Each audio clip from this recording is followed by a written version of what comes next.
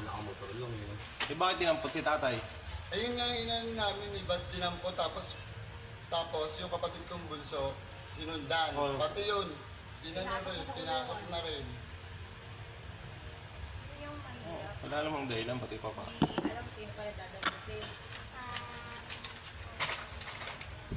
Sa sumunod naman tayo, no? Sumunod sila, Julius. Ngayon daw, pagdating daw ng pande, pinasok din daw. O magkano na yan? 177. 177? Malboro, isa. Saka isang Troy.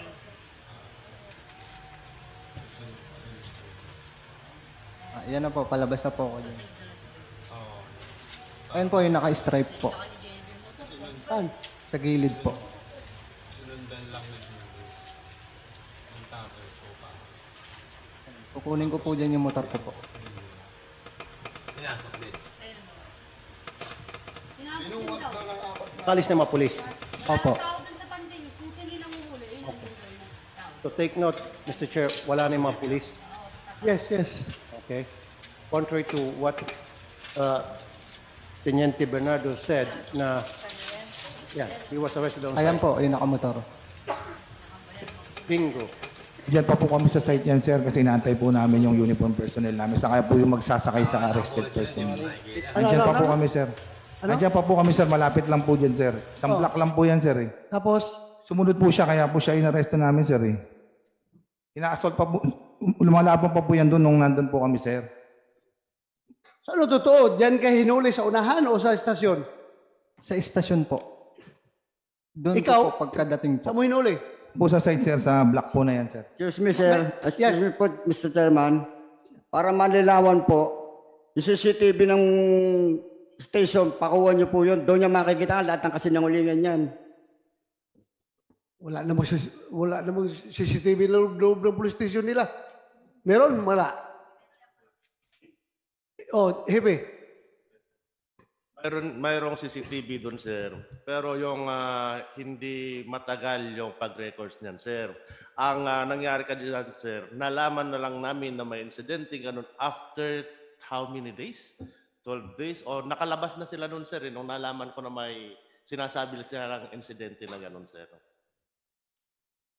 That's, Chair, nag-file po ako ng Jails and Prisons Monitoring Act na required ang lahat ng presinto, lahat ng kulungan may CCTV for the protection, of course, the jail wardens and protection of yung mga taong, mga suspect na dinadala doon. Now, very clear to me, Mr. Chair, wala na po sa site. Kasi when you say site, within that vicinity, plus wala na yung police, he can always lie. He's lying to his teeth na nandyan pa rin sila. Given nandyan pa rin sila, pero wala na sa site. Ang site meaning, kung saan yung sinerve supposed to be yung illegal, pag-serve ng illegal ng warrant. That's the site, Mr. Chair. Wala na sa video, nakaalis na itong si Mr. Julius Vicente, napalayo na siya. So, hindi sa site. Tanungin ko, how many meters away from that yung picture na yan, na hinuli mo yung... Sir, actually po, hindi pa po kami nakakalabas dyan sa block na yan kasi inantay po namin yung sasakyan plus yung uniform personnel po. Saan kayo banda? Saan kayo banda dyan? Doon po, sir, sa unahan po dyan, sir. Tapos, Sumunod po siya, sir, para hindi pa po sila tumitigil dyan, sir. Kaya inaresto na rin po siya, sir. Bukod po doon sa naunang pag-assault nila sa akin, sir, hindi naman po sila tumitigil pa dyan, sir. kung sabi mo, Hindi po totoo yun, sir. hindi ka hinuli doon sa kalsada? Hindi po. Doon ka hinuli sa estasyon talaga? Opo. Makikita naman po yun sa kung may CCTV Mr. Chair, po pwede ako doon. Yes, yes. Are you willing to submit yourself to a polygraph test, both of you? Your Honor, I will consult first our lawyers. Ikaw, willing po kayo, Mr. Vicente? Ang alam po. Mag-submit ng polygraph test, lie detector test, Opo. na para mapatunayan kung ikaw ay nagsinungaling o nagsabi na ito. Opo, Willing ka? Opo. Ikaw, you will consult your lawyer. Yes, Your Honor, ipabaya po namin sa trial yung... You see, Mr. Hindi nga, wag mo nang muna yung trial. Dito muna tayo. Dito muna tayo. So, ayaw mo mag-polygraph. Ayaw mo. magtatanong po muna kami sa council namin, sir. Bakit ka magtatanong kung wala ka tinatago? Ito, sibilyan na sibilyan. Walang problema. Magpa-polygraph test siya kung nagsinungaling siya. Malaman man natin doon na nagsinungaling siya na according to him, doon siya sa loob ng estasyon hinuli. Okay siya. Ikaw, ayaw mo. Mag-lawyer ka pa. Lang. Yes, Your Honor. Okay. I will, sir. I will Very good. submit Okay. myself for polygraph test, sir. Ayun. Thank you, Mr. Chair. So, Maliwanag ha.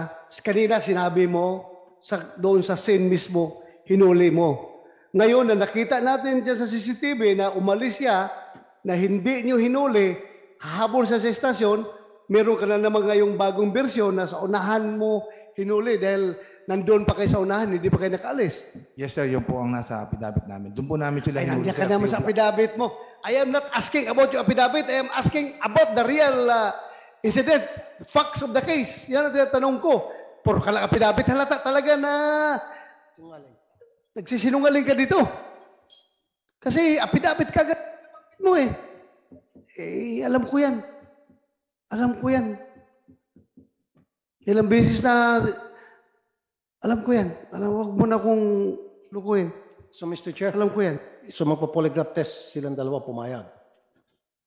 Hindi siya pumayag. Dahil, Hindi, pumayag daw siya, sabi niya, okay na, di ba? Yes, sir. Okay. So sa ngayon, we cannot, hindi pa natin siya ma-cite in contempt dahil malaman natin sa result ng polygraph test. Yun ang basehan natin. And we should use the NBI, Mr. Chair. Siguro. Yung polygraph test ng NBI. NBI. Ha? Gusto mo? Okay sa'yo. Very much willing po ako, sir. Pero kung maka-apekto po yun sa kaso na isinampa namin sa kanila, sir. Kagaya po nasabi ko, sir. Hindi namin gagamitin yan sa kaso. Dito lang sa investigation namin dito. Dito lang yan, sa committee na ito. Your Honor, as advised by our counsel, makaka-apekto po daw ito sa aming under ongoing trial. So, ayaw mo na mag-polygraph. Ayaw mo. Saan na counsel mo? Saan yung counsel mo? Yun nga po, sir. Wala po dito. Kaya po, I asked myself, Tapos sir. ngayon sabi mo, as advised by your counsel, it appears na may counsel kang kausap. Wala kami nakikitang counsel. Wala nga po dito, sir. Kaya po ang request ko is Pero kanina mag-consult po pumayag muna ka, ako, sir. tapos sabi mo, may nag-advise na counsel. Wala naman nakikitang invisible, baka may counsel dito, ano? No, ang advice po sa amin is if makaka-apekto po sa ongoing trial, we have to consult them first. So regardless sa counsel mo, your own volition, your own decision,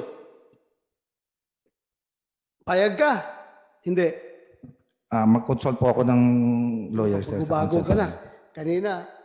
Yes, karapatan mo yan. Karapatan mo. Pero ngayon, it appears na pabago-bago ka. Kaya na gusto mo. Tapos, ganina ayaw mo. Tapos, maya-maya, okay ka na. Gusto mo na.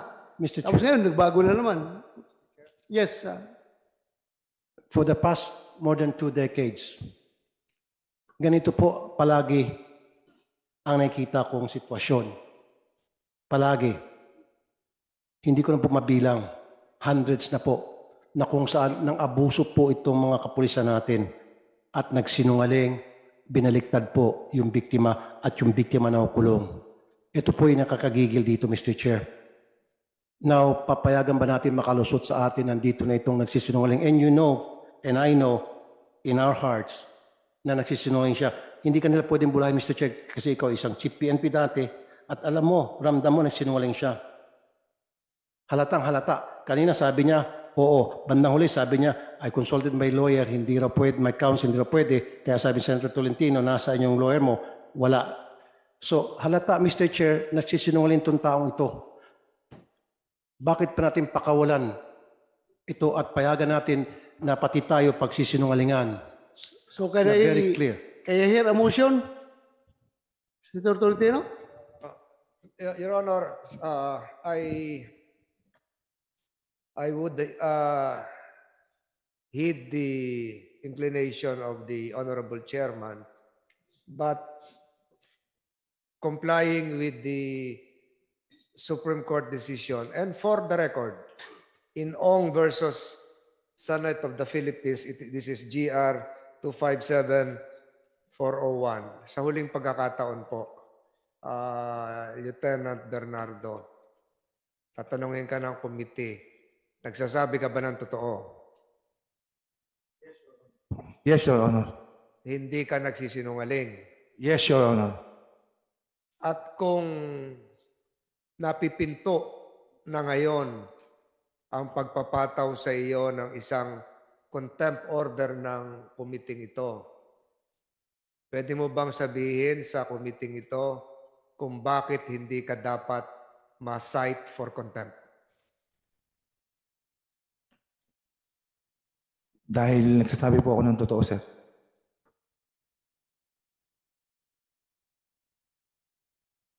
Your Honor, Mr. Chairman, Well, ito. Yung dalawa. Kasama kayo. Do you support his statement na hinuli niyo siya doon sa area? Yes, Your Honor. Kasama ka naghuli? Yes, Your Honor. Ikaw? Yes, Your Honor. Saan yung hinuli? Tapos yung claim niya sa police station, hindi totoo yun? Hindi po, sir. Okay. So tatlo kayo makukontempt dito ha? Kung nagsinungaling yung tatlo, madagdagan. Imbes isa na makontempt, kayong dalawa, madagdag. Mr. Chair, yayain natin sila ng ano. Kayong dalawa, willing din ba kayo lie detector test? Ikaw muna. Willing ka? Ano po yung sir, sir? Hindi, ikaw lang muna. Hayaan mo siya. Ikaw lang. Willing ka magpa-lie detector test? Kasi willing tong biktima nyo eh. Willing ka? Baka tumingin sa kanya. Ikaw, may sarili kang diskarte. Willing po, sir. Very good.